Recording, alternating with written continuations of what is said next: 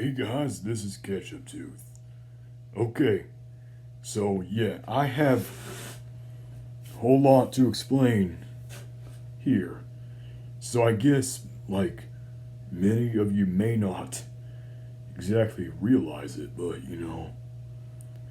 I am making this video for an educational purpose so that you can all understand. Okay, so what I want you guys to all understand is, well, I've got the autism spectrum disorder. Now, I get it. You guys might think and you might see me and I may appear to seem neurotypical at times, but let me tell you, I'm actually not neurotypical. Because yes, there are times when I'm just like having fun, enjoying myself, but there are also times though when I can get some kind of sensory problem overload issue. Like I want here's one issue. Okay, so one issue is I can have some pretty intense sensory issues towards bright lights. Like when it comes to stuff like LED lights and fluorescent lights, that's one thing that I can really struggle with because it's so, yes, not only is it so bright, but yes, it's so intensely bright, but it doesn't feel like it's just bright. I mean, it's, to me, it's seriously bright, and it feels like there's this, and it's really just hurts my it hurts my eyes big time. And I can also have some sound sensory issues too, such as, well, a lot of times last school year, when I was in ninth grade last school year, yes, I was transitioning into high school, but when I got there and I went to the cafeteria, I realized how loud it really was in the cafeteria. So, and the loud noise in the cafeteria was really bothering me. And so after that, I decided to go outside into the courtyard. And then once I did that, I had a little less noise sensitivity. But what I mean by, now I get it, you guys might be asking. Now, when you say noise sensitivity, what do you mean? Well, when I say noise sensitivity, I mean it's like this whole humongous thousand number of people talking at once really loudly, and it really bothers me.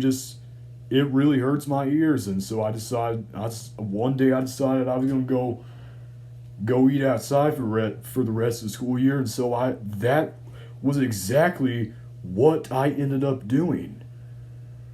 Okay, so until now, I get it now. Sometimes some of you might ask me, aside from that, some of you might be asking, well, what is stimming? Well, same thing. When I'm in a very noisy environment and it really is causing me big time stress, and it's really hurting my ears, well, I could be doing this when I'm all like super stressed. It Like the stress stimming thing, I could be spinning my head, or I could be covering my ears from the noises. I could also be covering my ears from the noises. But I know you got another kind of stimmy behavior that we can have as well. We can definitely have rapid thoughts. I mean, rapid thoughts is something that is highly common in people who are autistic like me.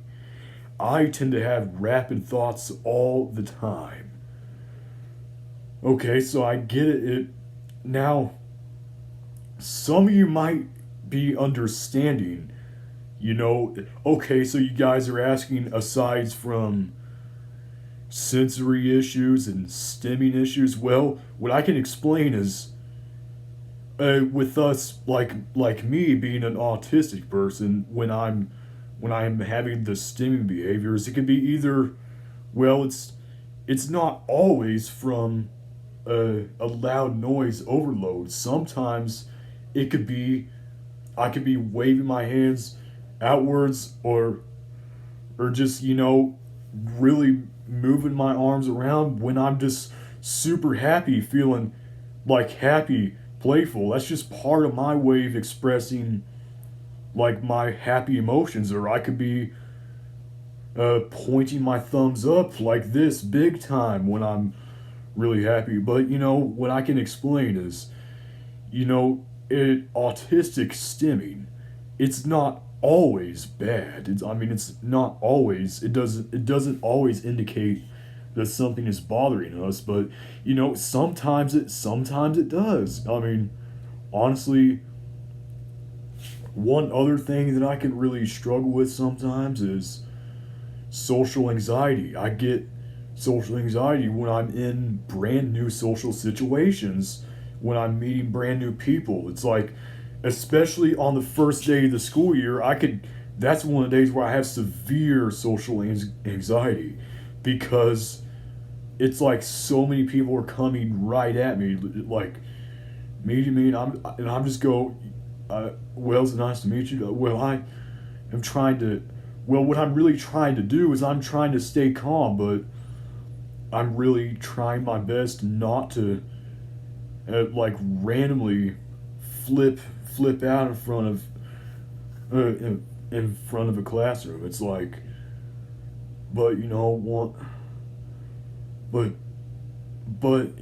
so most of the time I'm able to manage myself to not do that. But other times, there was, but yeah, those were some of the other things. But now I'm gonna say one of the more positive sides of the spectrum.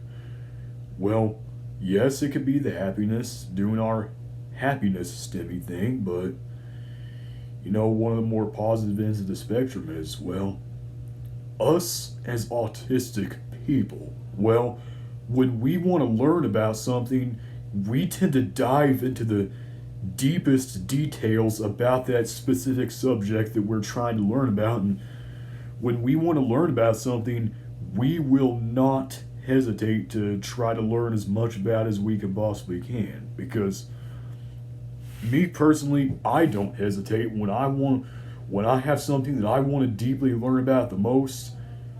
I don't hesitate. I will learn about it, and then once I tell everyone that I've learned about it, they will ask me all the questions, and I can answer almost all those questions most of the time. It's like they ask me, you.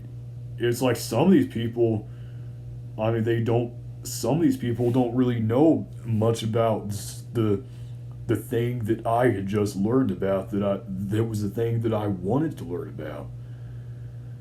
But I get it. But yes, you guys might think I don't seem autistic. Well, there are times when I don't seem like it, but in fact, I actually do have the condition, because I was diagnosed with it when I was very little. I was diagnosed with the autism spectrum when I was the age of 4. That was when I was diagnosed with it. But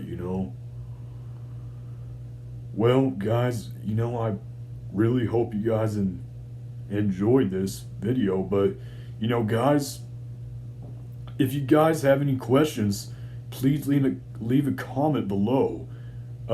Then I can make an effort to make a new video answering more questions about the condition. Well, alright guys, peace out guys.